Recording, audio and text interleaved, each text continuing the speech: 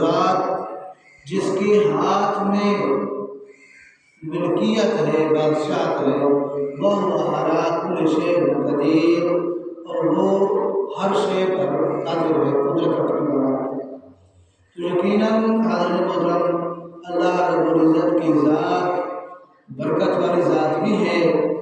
اور وہ ہر شے کا خالق اور مالک بھی ہے۔ میں قل اللہم مالک الملک، اے محبوب آپ انہیں بتا دیں اللہ ہر شے کا مالک ہے، پوری کائنات کا مالک ہے۔ تؤتی الملک من تشاء، مگر وہ پوری کائنات کا خالق، پوری کائنات کا مالک، جسے چاہے اس کائنات کی ملکیت اور بادشاہت عطا کر سکتا ہے۔ اور اللہ کے ایسے بندے ہو گزرے ہیں جو اس پوری کائنات کے بادشاہ بھی بنے ہیں، مالک بھی بنے ہیں، اللہ نے انہیں اختیار اور تصرف بھی عطا کیا ہے۔ تو حضرت محترم یہ جو میں نے آپ کے سامنے آیہ عمر کا تلاوت کی کہ تبارک الذی بیدہ الملک، اللہ فرما رہا ہے کہ بڑی بابرکت ہے وہ ذات جس کے ہاتھ میں ملکیت ہے، بادشاہت ہے۔ یہاں اللہ رب العزت اپنے دست قدرت کی طرف اشارہ کر رہا ہے، مگر ہم نے شریعت کا پڑھی، ہم نے دین اسلام کو پڑھا تو ہمیں یہ سمجھایا گیا، بتایا گیا کہ اللہ کی ذات جسم سے پاک ہے، اللہ کی ذات اعضاء سے پاک ہے، اللہ کے نہ ہاتھ ہے، نہ پاؤں ہے، نہ آنکھ ہے، نہ ناک ہے، نہ کان ہے، اللہ ان ساری چیزوں سے پاک ہے۔ مگر یہاں اللہ رب العزت اپنے ہاتھ کی طرف، اپنے دست کی طرف اشارہ کر رہا ہے کہ لوگوں بڑی بابرکت ہے ذات میری، وہ ذات جس کے ہاتھ میں، جس کے دست قدرت میں پوری کائنات کی بادشاہت بھی ہے، ملکیت بھی ہے۔ تو آئیے ہم اللہ رب العزت سے سوال کرتے ہیں، باری تعالیٰ ہمیں تو یہ بتایا گیا کہ آپ کے ہاتھ نہیں، آپ جسم سے پاک ہیں، آپ علم اعضاء سے پاک ہیں، مگر مولا یہاں تو اپنے ہاتھوں کا ذکر کر رہا ہے، ذرا ہمیں بھی تو بتا کہ تیرے ہاتھ ہیں کون سے، تیرے ہاتھ کون سے ہاتھ ہیں؟ تو اللہ فرماتا ہے قرآن پڑھ کے دیکھو، میں نے اپنی کتاب قرآن مجید فرقان حمید میں اپنے ہاتھوں کا ذکر کیا ہے۔ وہ ہاتھ دراصل محمد مصطفیٰ کے ہیں، مگر وہ اس کے نہیں، میں خدا کے ہیں۔ اللہ فرماتا ہے کہ ان الذین یبایعونک انما یبایعون اللہ ید اللہ فوق ایدیہم۔ سبحان محترم یہ واقعہ دراصل وہ ہے جب صلح حدیبیہ کے موقع پر حضور نبی اکرم صلی اللہ علیہ وسلم صحابہ کرام علیہ رضوان کے ساتھ گئے ہوئے تھے عمرہ کی غرض سے، حج کی غرض سے، طواف کعبہ کی غرض سے، مگر چونکہ کفار کی طرف اجازت نہیں ملی تو آپ نے حدیبیہ کے مقام پر پڑاؤ ڈالا اور حضرت عثمان غنی رضی اللہ تعالیٰ عنہ کو اپنا سفیر بنا کر، اپنا ایلچی بنا کر، اپنا وزیر بنا کر ان کفار مکہ کی طرف بھیجا کہ وہ جائے ان کے ساتھ مذاکرات کرے، ان کو بتائے کہ ہم جنگ یا قتال کے ارادے سے نہیں بلکہ ہم تو خانہ کعبہ کے طواف کرنے کی غرض سے آ گئے، لہٰذا ہمیں اجازت دیں۔ تو حضرت عثمان غنی رضی اللہ تعالیٰ عنہ کفار مکہ کے پاس گئے، آپ بڑے مذاکرات کرتے رہے، انہیں سمجھاتے رہے، بتاتے رہے، مگر انہوں نے آپ کی بات نہ مانی۔ افواہ یہاں تک پھیل گئی کہ نعوذ باللہ حضرت عثمان غنی کو شہید کر دیا گیا، قتل کر دیا گیا۔ تو اس بات پر اللہ کے پیارے رسول حضرت محمد مصطفیٰ نے اپنے تمام غلاموں کو، صحابہ کرام کو اکٹھا کر کے ان کے ہاتھ پر بیعت لے رہے تھے کہ لوگوں آج کے بعد یہ یاد کرو کہ اگر حضرت عثمان غنی کو ان کافروں نے شہید کیا تو ہم ضرور بے ضرور حضرت عثمان غنی رضی اللہ تعالیٰ عنہ کا بدلہ لیں گے۔ اس بات پر آپ عہد لے رہے تھے، بیعت لے رہے تھے، تو اسی بیعت کی طرف اللہ رب العزت نے اشارہ کیا کہ ان الذین یبایعونک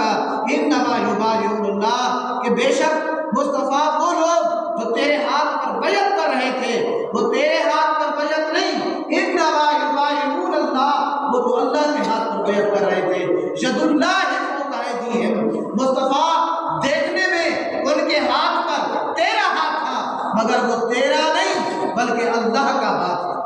ان کے ہاتھ پر اللہ کا ہاتھ تھا، ان کے ہاتھ کے اوپر اللہ کا ہاتھ تھا۔ تو یہاں اللہ تبارک و تعالیٰ نے اعزازاً اکراماً شرفاً اپنے پیارے مصطفیٰ صلی اللہ علیہ وسلم کے ہاتھ کو اپنا ہاتھ قرار دیا۔ اب قرآن مجید کا ایک اور مقام آپ پڑھ کے دیکھیں، یہاں تو اللہ نے دست مصطفیٰ کو ہی اپنا ہاتھ قرار دے دیا، مگر ایک اور مقام ہے قرآن پاک کے اندر جہاں رسول اللہ صلی اللہ علیہ وسلم اپنے ہاتھ سے کوئی کام کرتا ہے، کوئی فعل کرتا ہے، اللہ اس کام کی نسبت بھی، اللہ اس فعل کی نسبت بھی اپنی طرف کرتا ہے۔ فرماتا ہے مصطفیٰ یہ کام تو نے اپنے ہاتھوں سے نہیں کیا، یہ کام میں رب نے اپنے ہاتھوں سے کیا ہے۔ سورہ انفال ہے، فرمایا وما رمیت اذ رمیت ولکن اللہ رمی، کہ اے محبوب صلی اللہ علیہ وسلم یہ واقعہ اس کا شان نزول یہ ہے کہ جب تاجدار کائنات صلی اللہ علیہ وسلم مکہ سے کفار کے ظلم سے تنگ آ کر اللہ کے حکم سے، اللہ کے اذن سے اپنا مکہ والا گھر چھوڑ کر مدینہ جا رہے تھے تو وہ کفار مکہ پہرا دے کر ننگی تلواروں کے ساتھ کھڑے تھے کہ مصطفیٰ نکلے تو لوگ کو قتل کر دیں۔ تو پھر اللہ نے مصطفیٰ کریم صلی اللہ علیہ وسلم کو بتایا کہ مصطفیٰ آپ کنکریاں بنوائیں، مٹھی کنکریوں کی لیں، ان کفار کی طرف پھینکیں تو یہ اندھے ہو جائیں گے۔ تو مصطفیٰ نے ایسا کیا،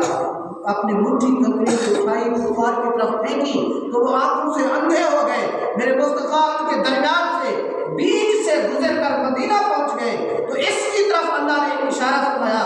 یہی بیان فرمایا کہ وما رمیتا اذ رمیتا، اے محبوب صلی اللہ علیہ وسلم وہ کنکریاں تو نے نہیں پھینکی جب تو نے پھینکی، ولیکن اللہ رمی، لیکن وہ کنکریاں اللہ نے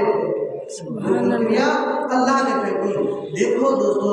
اللہ رب العزت اپنے محبوب کو اتنی بڑی فضیلت عطا کر رہا ہے، اتنا بڑا مقام دے رہا ہے، کہیں اللہ تبارک و تعالی دست مصطفیٰ صلی اللہ علیہ وسلم کو اپنا ہاتھ، اور کہیں اس ہاتھ سے جو کام صادر ہوتا ہے اس کام کو بھی اللہ اپنی طرف دے دیتا ہے کہ مصطفیٰ یہ کام ہاتھ سے کیا تو تو نے ہے، مگر تو نے نہیں، میں اللہ نے کیا ہے،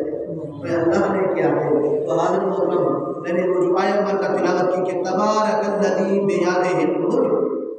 اللہ فرماتا ہے بڑی بابرکت ہے وہ ذات جس کے ہاتھوں میں پوری کائنات کی ملکیت ہے، بادشاہت ہے۔ گویا اب اس کا ترجمہ یوں ہوا کہ بڑی بابرکت ہے وہ ذات مصطفیٰ جس کے ہاتھوں میں اللہ رب العزت نے پوری کائنات کے خزانے کی چابیاں رکھ دی، پوری کائنات کا اختیار دے دیا، پوری کائنات کا مالک بنا دیا، پوری کائنات کا تصرف اور اختیار دے دیا مصطفیٰ کو۔ وہ مصطفیٰ کی ذات بڑی بابرکت ذات ہے۔ تو حاضر محترم، کہیں اللہ شان مصطفیٰ بیان کرتے ہوئے یوں گویا ہوتا ہے قرآن پاک پر کہ اِنَّا أَعْطَيْنَاكَ الْكَوْثَرَ، اے میرے حبیب صلی اللہ علیہ وسلم ہم نے آپ کو کوثر عطا کر دی، ہم نے آپ کو کوثر عطا کر دی۔ اب حاضر محترم، یہ جو لفظ کوثر ہے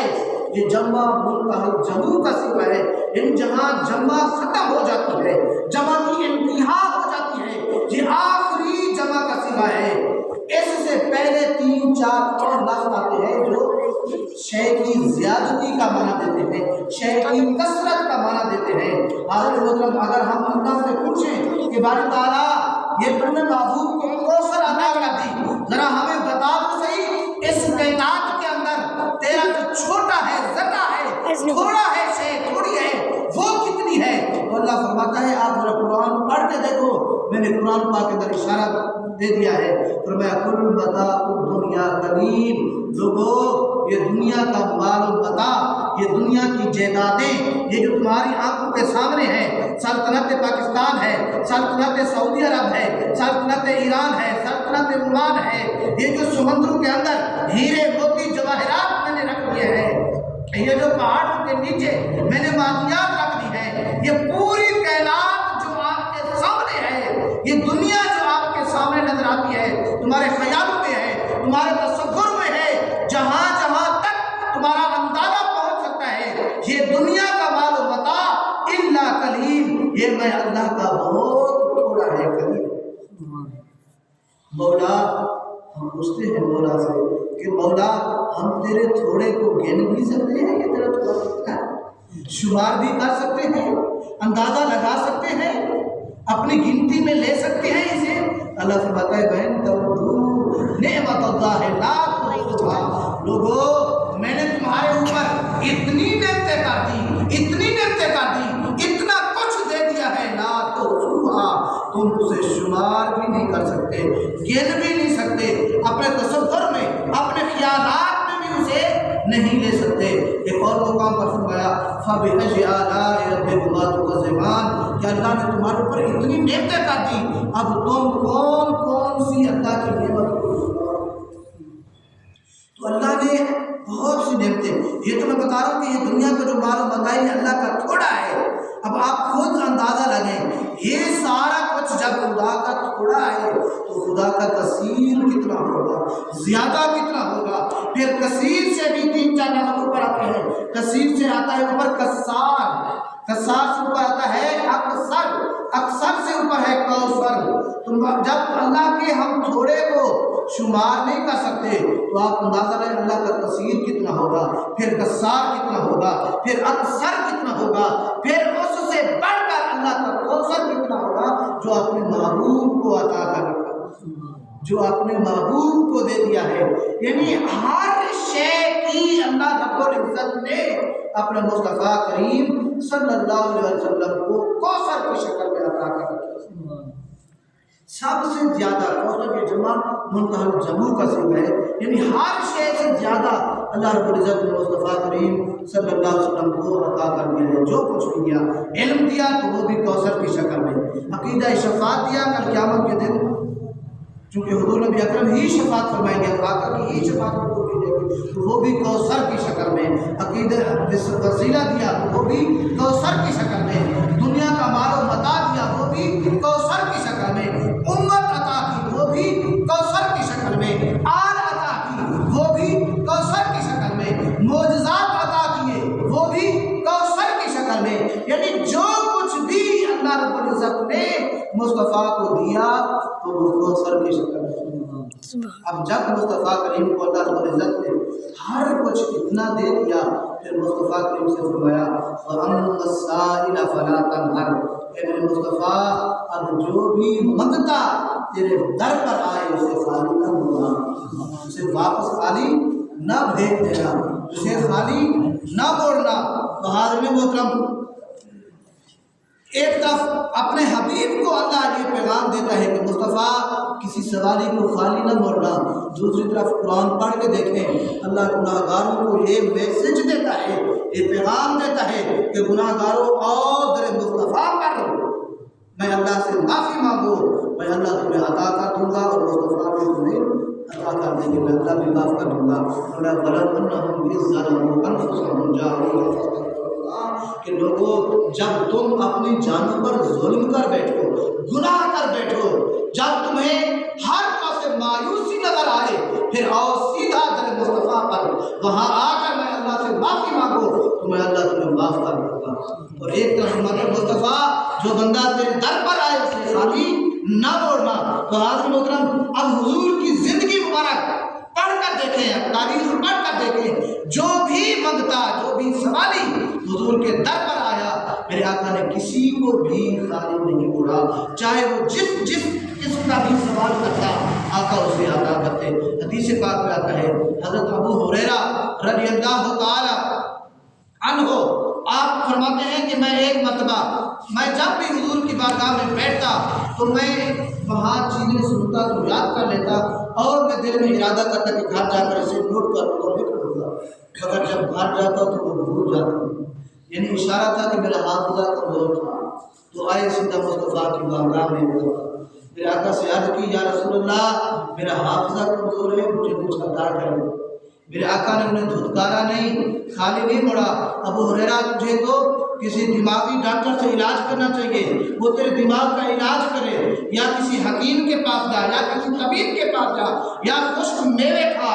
دودھ پی، کالی مرچیں کھا، یہ جو حافظہ تیز کرنے کے نسخے ہیں میرے آقا نے وہ نہیں عطا کیے، بلکہ فرمایا ابو ہریرہ تو صحیح در پر آیا ہے، آ یہاں بیٹھ جا، اپنی چادر پہ بچھا، اپنی چادر بچھا دے۔ ابو ہریرہ بیٹھ گئے، اپنی چادر بچھا دی، پھر میرے آقا حدیث پاک میں آتا ہے ہوا میں اپنا ہاتھ لہرایا اور ایک مرتبہ لہرا کر ابو ہریرہ کی چادر میں ڈال دیا، پھر دوسری مرتبہ، پھر تیسری مرتبہ، پھر فرمایا ابو ہریرہ اب اس چادر کو اپنے سینے سے لگا۔ حضرت ابو ہریرہ فرماتے ہیں جب میں نے اس چادر کو اکٹھا کر کے لپیٹ کے سینے سے لگایا تو خدا کی عزت کی قسم مجھے جو کچھ بھول چکا تھا وہ یاد ہو گیا۔ پھر اس کے بعد جب بھی میں آقا کی بارگاہ میں بیٹھتا جو چیز بھی سنتا وہ مجھے کبھی بھی نہ ہوئی۔ مجھے یہی وجہ ہے کہ مشہور ہے حضرت ابو ہریرہ رضی اللہ تعالی عنہ سے سب سے زیادہ احادیث مبارکہ روایت ہے حضرت ابو ہریرہ سے۔ پھر حاضرین محترم حضور نبی اکرم کو اللہ نے اتنا اختیار دے دیا، آپ کو تشریعی بھی اختیار دیا، تشریعی شریعت کا بھی اختیار دیا، لفظ کن سے تکوینی اختیار، جیسے اللہ کی اپنی شان ہے کہ انما امرہ اذا اراد ان یقول لہ کن فیکون، کہ اللہ فرماتا ہے جب میں اللہ کسی شے کے بنانے کا ارادہ کرتا ہوں تو میں بس اسے کہتا ہوں کہ کن، اے وہ شے ہو جا، فیکون، تو وہ ہو جاتی ہے۔ یہ جو اللہ کی اپنی شان ہے یہ شان بھی اللہ نے مصطفیٰ کو عطا کیا، ہر شے کا اختیار اللہ نے مصطفیٰ کو۔ اب دیکھیں قرآن ہے ان اللہ انما حرم علیکم المیتۃ والدم، کہ بے شک اللہ رب العزت نے تمہارے اوپر خون اور مردار حرام کر رکھا ہے۔ خون اور مردار یہ حرام ہے، مگر اللہ نے مصطفیٰ کو اختیار دیا ہے، چونکہ تصرف دیا ہے تو مصطفیٰ نے اپنے اختیارات میں سے اپنے تصرف کو یوز کرتے ہوئے، استعمال کرتے ہوئے امت مسلمہ کے لیے قیامت تک ایک مردار حرام کیا اور ایک خون حلال کیا۔ مردار ہے مچھلی، وہ مردہ ہوتی ہے تو ہمارے لیے حلال ہے، اور ایک ہے کلیجی، وہ خون ہے جمع ہوا مگر وہ ہمارے لیے حلال ہے۔ یہ اللہ نے ہمارے اوپر حرام کر رکھا تھا، مگر مصطفیٰ کو چونکہ مختار بنا دیا، اختیار اور تصرف دے دیا، تو میرے آقا نے فرمایا لوگوں میں دو چیزیں تمہارے لیے حلال کر رہا ہوں جو اللہ نے حرام کر، ایک مردار اور ایک کلیجی۔ پھر حاضر محترم ایک اور منگتا آتا ہے، ایک اور سوالی آتا ہے حضور نبی اکرم صلی اللہ علیہ وسلم کی بارگاہ اقدس میں۔ وہ آ کر عرض کرتا ہے یا رسول اللہ میں ہلاک ہو گیا۔ میرے آقا نے پوچھا کیوں، کیا ہوا؟ تو یا رسول اللہ صلی اللہ علیہ وسلم میں نے روزہ توڑ دیا ہے، میں نے روزہ توڑ دیا ہے، گنہگار ہو گیا ہوں، اب مجھے کفارہ ادا کرنا پڑے گا، لہذا میں برباد ہو گیا ہوں، اتنا بڑا جرم کر بیٹھا ہوں، شریعت توڑ بیٹھا ہوں۔ میرے آقا نے اسے فرمایا کہ اگر تم نے روزہ توڑ دیا تو 60 روزے جس کا کفارہ ہے مسلسل وہ رکھ۔ تو اس نے عرض کی یا رسول اللہ میرے میں اتنی طاقت نہیں، اگر 60 روزے رکھ سکتا تو ایک کیوں توڑا، لہٰذا میں 60 روزے نہیں رکھ سکتا مسلسل۔ پھر دوسرا آپشن جو تھا اس کا کفارہ ہے روزے توڑنے کا۔ میرے آقا نے فرمایا اگر تو یہ بھی نہیں کر سکتا پھر 60 مسکینوں کو کھانا کھلا۔ تو اس شخص نے عرض کی یا رسول اللہ میں اتنا غریب ہوں کہ 60 مسکینوں کو کھانا بھی نہیں کھلا سکتا۔ پھر میرے آقا فرما سکتے تھے کہ بھئی تو شریعت کو توڑ کر آیا ہے، تو شریعت کا مجرم ہے، اب ان دو چیزوں کے علاوہ اور کوئی آپشن نہیں، کوئی حل نہیں، مگر نہیں، میرے آقا نے فرمایا اگر یہ میرے در پر آیا ہے میں ہی اسے دھدکار دوں، اسے خالی چھوڑ دوں تو یہ پھر کس دروازے پر جائے گا، کون اس کی حاجت پوری کرے گا؟ میرے آقا نے فرمایا بیٹھ گیا۔ وہ بندہ بیٹھ گیا۔ صحابہ کرام فرماتے ہیں اتنے میں ایک سفید ریش بزرگ آیا، اس کے سر کے اوپر ٹوکرا رکھا ہوا تھا،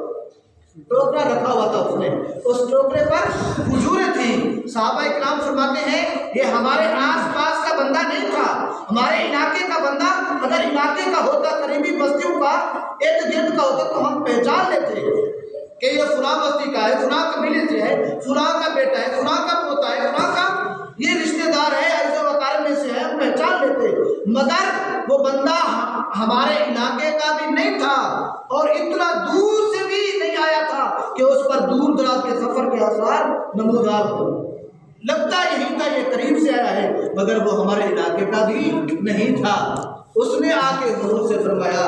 کہ یا رسول اللہ یہ کھجوروں کا ٹوکرا میں آپ کو تحفہ اور ہدیہ عطا کرتا ہوں۔ میرے آقا نے اس سے کھجوروں کا ٹوکرا لے لیا اور پھر فرمایا وہ سوالی کہا گیا جو بھی سوال کر رہا تھا، وہ بندہ کھڑا ہو گیا، حالانکہ وہ سوالی تو نہیں تھا، شریعت توڑ کے شریعت کا مجرم بن کر آیا بیٹھا تھا۔ مگر میرے آقا نے اسے مجرم بھی نہیں پکارا، کہا کہ وہ سوالی جو سائل بنتا آیا ہے وہ کہاں ہے؟ میرے آقا نے اسے جب کھڑا کیا اسے کھجوروں کا ٹوکرا عطا کیا کہ جا تم مدینہ پورے کے اندر گھوم، جو بھی تمہیں غریب نظر آئے یہ کھجوریں اس کو کھلا، یہ تیرے روزے کا کفارہ ہے۔ مگر اس نے پھر رسول اللہ کی بارگاہ میں جب یہ دیکھا کہ روزے کے کفارے تو دو چیزیں تھیں، جب مصطفیٰ نے ان دو پراسے سے گزار کر مجھے تیسرا اپنی طرف سے پراسے ڈھونڈ لیا، تیسری چھ اپنی طرف سے ڈھونڈ لی، تو پھر وہ چوتھی چیز بھی عطا کر سکتے ہیں۔ اس نے پھر آگے عرض کیا یا رسول اللہ آپ پورا مدینہ چھان کر دیکھیں، مجھ سے زیادہ غریب مدینے میں کوئی نہیں ہے۔ تو پھر میرے آقا نے فرمایا اے بندے یہ کھجوروں کا ٹوکرا تو لے جا، خود بھی کھا، اپنے گھر والوں کو بھی کھا، یہ تیرا روزے کا کفارہ ہے۔ اب دیکھیں مصطفیٰ نے حضور کو شریعت کے بھی اختیار، مصطفیٰ جسے چاہے شریعت بنا سکتے۔ ایک مرتبہ جب حج فرض ہوا اللہ نے حکم دیا کہ لوگوں جو صاحب استطاعت ہے ان مسلمانوں پر حج فرض ہے۔ میرے آقا نے جب صحابہ کرام علیہ رضوان سے یہ بات کہی کہ لوگوں آج کے بعد تمہارے اوپر حج فرض ہے جو صاحب استطاعت ہے، تو ایک صحابی بول پڑے یا رسول اللہ کیا حج ہر سال فرض ہے؟ میرے آقا نے جواب نہیں دیا۔ پھر وہ دوسری مرتبہ بولا آقا کیا حج ہر سال فرض ہے؟ میرے آقا خاموش رہے۔ پھر اس نے تیسری مرتبہ یہی چیز دہرائی کہ آقا کیا حج ہر سال فرض ہے؟ میرے آقا نے پھر اس کی طرف منہ کر کے بولے کہ اگر میں نعم ہاں کہہ دیتا تو آج کے بعد تمہارے اوپر حج ہر سال فرض ہوگا، مگر تمہارے اوپر حج کرنے کی سکت نہ ہوتی، طاقت نہ ہوتی، لہذا میں جو چیز دوں اسے لے لو، جس سے روکنا اسے روک۔ ایسے سوال نہ کیا کرو، تم سے پہلے لوگ بھی انہیں بھی اس لیے حالات میں کہ وہ اپنے امتیاز سے اس طرح کے الٹے سیدھے سوال کرتے تھے۔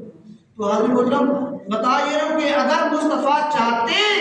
تو حج ہر سال مسلمانوں پر فرض ہوتا، کیونکہ اللہ نے مصطفیٰ کو جو کیا۔ اب دیکھیں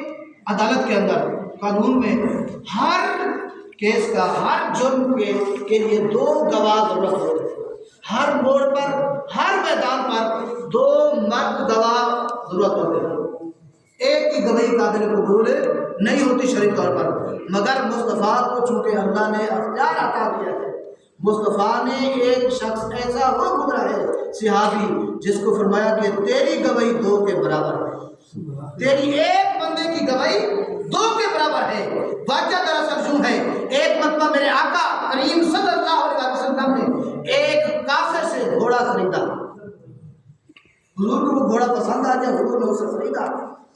مگر ابھی پیسے نہیں دیے تھے، کہا کہ جب میں تجھے کل یا پرسوں تک پیسے دوں گا تب جو ہے نا گھوڑا تجھ سے لے لوں گا۔ سودا حضور آئے پیسے دینے اور گھوڑا لینے، تو وہ جو ہے نا اس نے کہا کہ مجھے یہاں منافع زیادہ مل رہا ہے، یہ میری اپنی شہر میں زیادہ قیمت پر بیچ رہا ہے، مگر میرے آقا نے فرمایا بھائی تیرا اور میرا سودا ہو گیا، خرید و فروخت ہو گئی۔ اب تجارت کی دنیا میں اصول ہے، جب ایک دفعہ بے ہو جائے تو وہ ہو جاتی ہے، ٹینشن نہیں ہو سکتی۔ پھر اس شخص نے کہا کہ میرے پاس کوئی گواہ ہے؟ ادھر حضرت خزیمہ رضی اللہ تعالیٰ عنہ صحابی رسول ہیں، وہ یہ باتیں سن رہے تھے۔ میرے آقا نے فرمایا میرے پاس تو کوئی گواہ نہیں ہے، تو حضرت خزیمہ دوڑے کہ میں گواہ ہوں۔ اس کافر سے کہا کہ رسول اللہ نے تجھ سے گھوڑا خریدا تھا۔ پھر جب اس نے گواہی دی پھر اس نے حضور کو گھوڑا عطا کیا۔ بعد میں حضرت خزیمہ سے رسول اللہ نے پوچھا اے خزیمہ تو اس وقت وہاں موجود تو نہیں تھا، مگر تو نے گواہی کیوں دی، کیسے کس بیس پر تو نے گواہی دی؟ تو اس نے کہا یا رسول اللہ ہم نے تیری زبان پر یقین کر کے اللہ کو تو نہیں دیکھا، اللہ کو بھی مان لیا، کلام قرآن مجید کو نازل ہوتے نہیں دیکھا، کتاب قرآن مجید کو قرآن تیری زبان پر یقین کرتے ہوئے مان لیا۔ مولا تو کہتا ہے یا رسول اللہ ایک ہے، ہم تیری زبان پر یقین کر گئے کہ اللہ ایک ہے۔ رسول اللہ تو کہتا ہے زبان سے کہ کل قیامت آئے گی، ہم تیری زبان پر یقین کر کے قیامت کو بھی مان گئے، مرنے کے بعد دوبارہ زندہ اٹھنے کو بھی مان گئے۔ مصطفیٰ جب ہم ہر شے تیری زبان پر یقین کرتے ہوئے مان گئے۔ اب جب یہاں آپ فرما رہے تھے کہ میں نے تجھ سے گھوڑا خریدا تو مجھے یقین ہو گیا کہ یقیناً آپ نے گھوڑا خریدا ہوگا۔ تو حضور نے فرمایا حضرت خزیمہ، اے خزیمہ آج کے بعد تیری ایک بندے کی گواہی ہر موڑ پر، ہر میدان پر 2 کے برابر ہو گئی، 2 کے برابر ہو گئی۔ پھر حاضرین محترم حضور کا دور گزر گیا۔ جب حضرت ابو بکر صدیق رضی اللہ تعالیٰ عنہ کا دور خلافت آیا تو آپ نے جب قرآن کو کتابی شکل میں جمع کرنا چاہا تو پھر ایک صحابہ اکرام کی مجلس اجلاس ہوا، بڑے جن صحابی جمع ہوئے، انہوں نے ایک اصول وضع کیا کہ جو بھی آیت ہم کتاب قرآن مجید میں لکھیں گے اس آیت کے اترتے ہوئے نازل ہوتے ہوئے 2 گواہ پیش ہوں گے، 2 بندے گواہی دیں گے کہ ہاں یہ آیت قرآن پاک کے رسول اللہ صلی اللہ علیہ وسلم نے ہمیں بتلائی تھی، واقعی جبریل لے کر آیا تھا۔ تو جب قرآن لکھتے گئے ہر قرآنی آیت کے 2 یا 2 سے زیادہ گواہ ہیں، مگر 2 قرآن پاک کی آیات مبارکہ ایسی ہیں اس پر صرف اور صرف ایک گواہ ہے حضرت خزیمہ، مگر اس کی گواہی چونکہ 2 کے برابر تھی۔ وہ سورہ توبہ کی آخری 2 آیات ہیں، لقد جاءکم رسول من انفسکم، یہ بڑی شان والی آیتیں ہیں، یا رسول اللہ کی شان بھی بیان ہے۔ تو یہ ایسی 2 آیات مبارکہ ہیں یہاں حضرت خزیمہ گواہ ایک تھے، مگر چونکہ آپ کی گواہی کے لیے رسول اللہ یہ فرما گئے تھے کہ اس ایک بندے کی گواہی 2 کے برابر ہوگی۔ تو یہ آیت قرآن میں یوں آئیں۔ حاضر محترم بتانا یہ چاہتا ہوں کہ اللہ نے اپنے پیارے حبیب کو ہر شے کا اختیار عطا کیا ہے، ہر شے کا تصرف دیا ہے، لہذا یہ جو شان مصطفیٰ صلی اللہ علیہ وسلم ہے، آقا کی شان پہ ایک گوشہ ہے کہ تصرف اور اختیارات مصطفیٰ۔ اللہ سے دعا ہے